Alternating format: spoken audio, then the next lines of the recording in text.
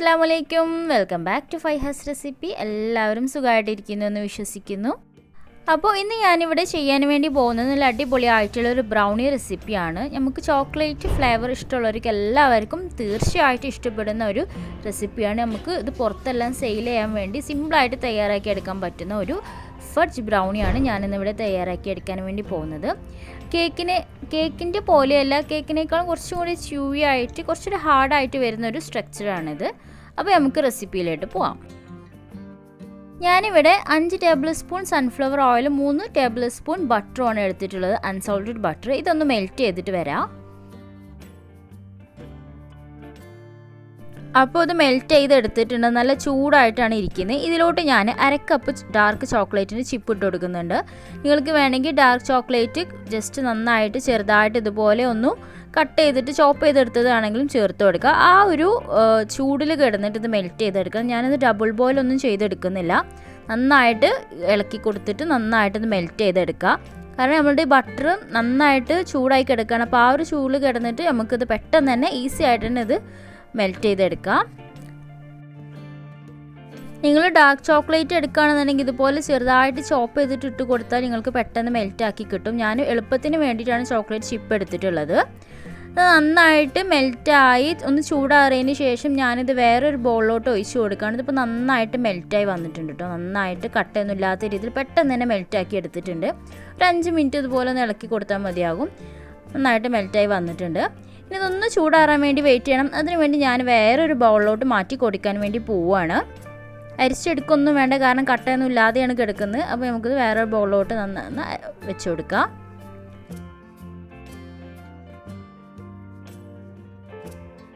ഇനി ഞാൻ ഇതിലോട്ട് മധുരത്തിന് ആവശ്യമായിട്ടുള്ള 1/4 കപ്പ് പൊടിച്ച പഞ്ചസാരയാണ് ചേർത്ത് കൊടുക്കുന്നത്. നിങ്ങൾക്ക് വേണമെങ്കിൽ പൊടിക്കാത്ത പഞ്ചസാര വേണമെങ്കിലും ചേർത്ത് കൊടുക്കുക. ചെറിയ തരിയുള്ള പഞ്ചസാരയാണെന്നുണ്ടെങ്കിൽ പൊടിക്കേണ്ട ആവശ്യമില്ല.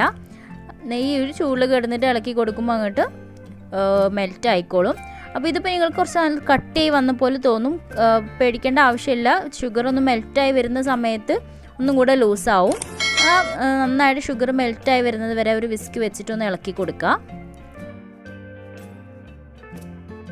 കണ്ടോ, ഇത് ആദ്യത്തിൽ നിന്നൊന്നും കൂടെ ലൂസായി വന്നിട്ടുണ്ട്. ഇതുപോലെ നന്നായിട്ടൊന്ന് മിക്സ് ചെയ്തെടുക്കുക.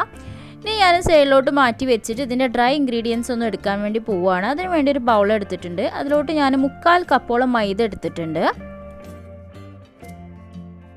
1/4 കപ്പ് ഡാർക്ക് ചോക്ലേറ്റ് പൗഡർ എടുത്തിട്ടുണ്ട്, കൊക്കോ പൗഡർ എടുത്തിട്ടുണ്ട്. പിന്നെ ഞാൻ ഒരു നുള്ളു നെസ്കഫേയുടെ കോഫി പൗഡർ ചേർത്ത് കൊടുക്കുന്നുണ്ട്. നമുക്കിതൊന്ന് അരിച്ചെടുക്കാം.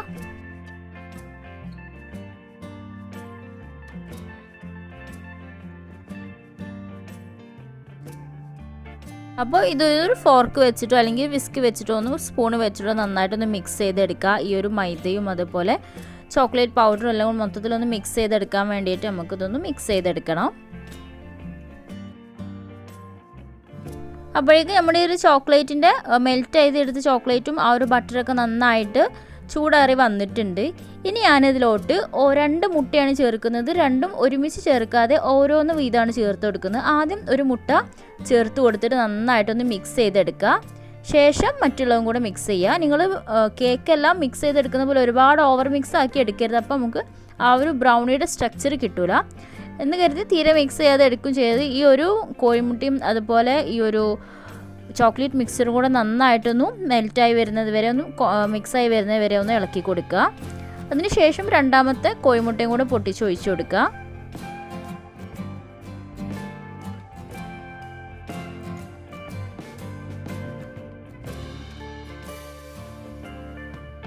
ഇനി ഞാനിതിലോട്ട് ഒരു 1/4 ടീസ്പൂൺ വാനില എസൻസും കൂടി ചേർത്ത് കൊടുക്കുന്നുണ്ട്. അതും കൂടെ ഒഴിച്ച് കൊടുത്തതിന് ശേഷം നന്നായിട്ടൊന്ന് മിക്സ് ചെയ്തെടുക്കാൻ വേണ്ടി പോവുകയാണ്.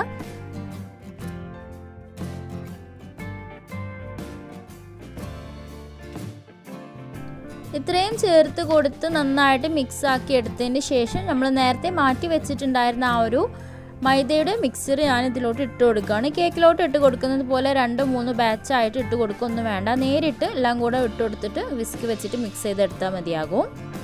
നല്ലതുപോലെ കട്ടയൊന്നും പിടിക്കാത്ത രീതിയിൽ മിക്സ് ചെയ്തെടുക്കുക. ആദ്യം കുറച്ച് ഭയങ്കര ഹാർഡായിട്ട് തോന്നും. ഈ ഒരു ബ്രൗണിയുടെ ബാറ്ററിൻ്റെ സ്ട്രക്ചർ എന്ന് പറയുന്നത് കേക്കിനെ പോലെ അത്ര തന്നെ സോഫ്റ്റ് അല്ല, കുറച്ചൊരു തിക്കായിട്ടുള്ള ബാറ്ററാണ് വേണ്ടത്. അപ്പോൾ നിങ്ങൾ തിക്കായി പോയി അപ്പോൾ അങ്ങനെ കണ്ടിട്ട് ടെൻഷൻ അടിക്കൊന്നും വേണ്ട. ഈ ഒരു ബ്രൗണിയുടെ മിക്സർ എന്ന് പറയുന്നത്, ബാറ്റർ എന്ന് പറയുന്നത് കുറച്ച് തിക്കായിട്ട്, കേക്ക് ബാറ്ററിൽ നിന്ന് കുറച്ചൊരു തിക്കായിട്ടുള്ള ഒരു ബാറ്ററാണ്. കണ്ടത് ഇപ്പോൾ നന്നായിട്ട് മിക്സ് ചെയ്തെടുത്തിട്ടുണ്ട്. കട്ടൊന്നും ഇല്ലാത്ത രീതിയിൽ നല്ലതുപോലെ മിക്സ് ചെയ്തെടുത്തിട്ടുണ്ട്. ഇത് മിക്സ് ചെയ്തെടുക്കുന്ന സമയം നിങ്ങൾ സ്റ്റൗ ടോപ്പിലാണ് ചെയ്യുന്നതെന്നുണ്ടെങ്കിൽ അതിനുള്ള പാത്രം പ്രീ ഹീറ്റ് ചെയ്യാൻ വേണ്ടി വെക്കുക. ഓവനിലാണ് ചെയ്യുന്നതെന്നുണ്ടെങ്കിൽ 180 ഡിഗ്രി സെൽഷ്യസിൽ ഒരു 5 മിനിറ്റ് ഒന്ന് ഓവൺ പ്രീ ഹീറ്റ് ചെയ്യുക. അപ്പോൾ നമ്മുടെ ബ്രൗണിയുടെ മിക്സ്ഡ് ഇവിടെ റെഡി ആയിട്ടുണ്ട്. ഇനി ഞാനിതിലോട്ട് ഇടയ്ക്കൊന്ന് കടിക്കാൻ വേണ്ടിയിട്ട് കുറച്ച് നട്ട്സ്, കാഷ്യൂ നട്ട്സ് ഞാൻ ഒന്ന് ചോപ്പ് ചെയ്ത് ചെറുതായിട്ട് കഷ്ണം പീസ് ആക്കിയിട്ട് ഞാനിതിലോട്ട് ഇട്ട് കൊടുക്കുന്നുണ്ട്. ഓപ്ഷണലാണ്, വേണമെങ്കിൽ ചേർത്ത് കൊടുത്താൽ മതി. അതിന് പുറമെ ഞാനിതിലോട്ട് കുറച്ചും കൂടി ചോക്ലേറ്റ് ചിപ്പും കൂടി ചേർത്ത് കൊടുക്കുന്നുണ്ട്. നമ്മൾ ഇടയ്ക്ക് ഈ ഒരു ചോക്ലേറ്റിൻ്റെ അതുപോലെ നട്ട്സിൻ്റെയൊക്കെ ഇങ്ങനെ കടിക്കുമ്പോൾ ഒന്നും കൂടി ടേസ്റ്റായി കിട്ടാൻ വേണ്ടിയിട്ടാണ് ചേർത്ത് കൊടുക്കുന്നത്. ഓപ്ഷണലാണ്. നിങ്ങൾക്ക് കാഷ്യൂവിന് പകരം ബദാമോ അല്ലെങ്കിൽ വാൾനട്ടോ ഉണ്ടെങ്കിൽ അത് വേണമെങ്കിലും ചേർത്ത് കൊടുക്കുക. നന്നായിട്ടൊന്ന് ഫോൾഡ് ചെയ്ത് കൊടുത്തിട്ട് ഗ്രീസ് ചെയ്ത് വെച്ചിട്ടുള്ള കേക്ക് പാനിലോട്ട് ഒഴിച്ച് കൊടുക്കുക. ഞാനിവിടെ ഈ ഒരു പാനിലാണ് അത് ബേക്ക് ചെയ്തെടുക്കുന്നത്. ഞാൻ ഓവനിൽ വെച്ചാണ് ചെയ്തെടുക്കുന്നത്. നിങ്ങൾക്ക് വേണമെങ്കിൽ സ്റ്റൗ ടോപ്പിലും ചെയ്തെടുക്കുക. നമ്മൾ കേക്കെല്ലാം ബേക്ക് ചെയ്തെടുക്കുന്ന അതേ ഇതിൽ തന്നെ ചെയ്തെടുത്താൽ മതിയാകും. എല്ലായിടത്തും ഒരുപോലെ ആക്കി ഒരേ ഇതിലാക്കി കൊടുക്കുക. ഒന്ന് ഫ്ലാറ്റൻ ചെയ്തിട്ട് നന്നായിട്ടൊന്ന് ടാപ്പ് ചെയ്ത് കൊടുക്കുക.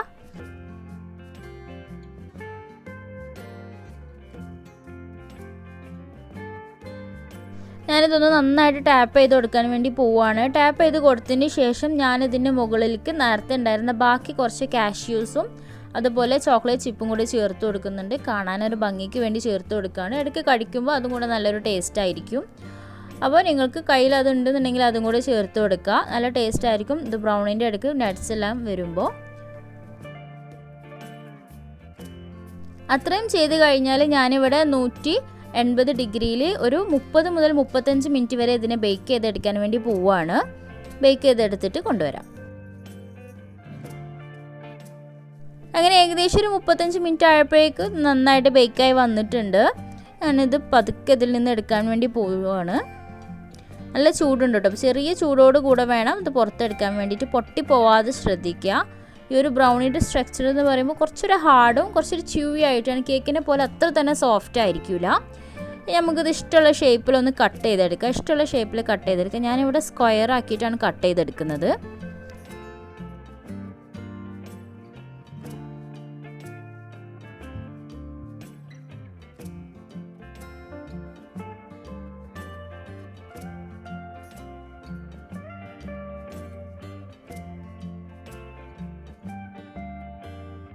നല്ല ചൂടോടുകൂടെ കഴിക്കാനാണെങ്കിൽ പോലും നല്ല ടേസ്റ്റി ആയിട്ടുള്ള ഒരു ഫഡ്ജ് ബ്രൗണിയാണ്. എല്ലാവരും ട്രൈ ചെയ്ത് നോക്കുക. അടിപൊളിയായിട്ടൊരു സ്ട്രക്ചറിൽ വന്നിട്ടുണ്ട് കേട്ടോ. കണ്ടോ, ഈ ഒരു കേക്കിനെ പോലെയല്ല, ഉള്ളിൽ കുറച്ചൊരു വെറ്റും അതുപോലെ ചൂവായിട്ട് നമുക്ക് കേക്ക് കഴിക്കുന്ന അത്ര തന്നെ. കേക്ക് ഇഷ്ടമുള്ളവർക്ക് ചിലപ്പം ബ്രൗണി ഇഷ്ടമായിക്കൊള്ളണം എന്നില്ല. കാരണം ഇത് കുറച്ച് ച്യൂവി ആയിട്ടുള്ളൊരു സ്ട്രക്ചറാണ് ഇതിനുള്ളത്. അപ്പോൾ എല്ലാവരും ട്രൈ ചെയ്ത് നോക്കുക. ഫീഡ്ബാക്സൊക്കെ അറിയിക്കുക. ഇത് തുറന്ന് വെക്കാതിരിക്കുക. നമ്മൾ കഴിച്ച് കഴിഞ്ഞിട്ടുണ്ടെങ്കിലും നല്ല ടൈറ്റായിട്ടുള്ള ഒരു കണ്ടെയ്നറിൽ ഇട്ട് വെച്ചാൽ നമുക്ക് ഏകദേശം ഒരു 1 വീക്ക് വരെ കേടുവരാതെ സൂക്ഷിക്കാൻ വേണ്ടി പറ്റും. ഫ്രിഡ്ജിൽ വെച്ചിട്ടുണ്ടെങ്കിൽ ഭയങ്കരമായിട്ട് ഹാർഡായി പോവും. അപ്പോൾ എല്ലാവരും ഈ ഒരു സിമ്പിളായിട്ട് തയ്യാറാക്കാൻ പറ്റിയ ഒരു ഫഡ്ജ് ബ്രൗണിയാണ്. എല്ലാവരും ട്രൈ ചെയ്ത് നോക്കുക. ഫീഡ്ബാക്സൊക്കെ അറിയിക്കുക. ഇതുവരെ എൻ്റെ ഈ ചാനൽ സബ്സ്ക്രൈബ് ചെയ്തിട്ടുണ്ടെങ്കിൽ സബ്സ്ക്രൈബ് ചെയ്തുകൊണ്ട് സപ്പോർട്ട് ചെയ്യുക. എൻ്റെ ഈ വീഡിയോ ഇഷ്ടമായെങ്കിൽ ഷെയർ ചെയ്യാനും ലൈക്ക് ചെയ്യാനും മറക്കരുത്. അപ്പോൾ മറ്റു നല്ലൊരു വീഡിയോ ആയിട്ട് വരുന്നത് വരെ താങ്ക് യു.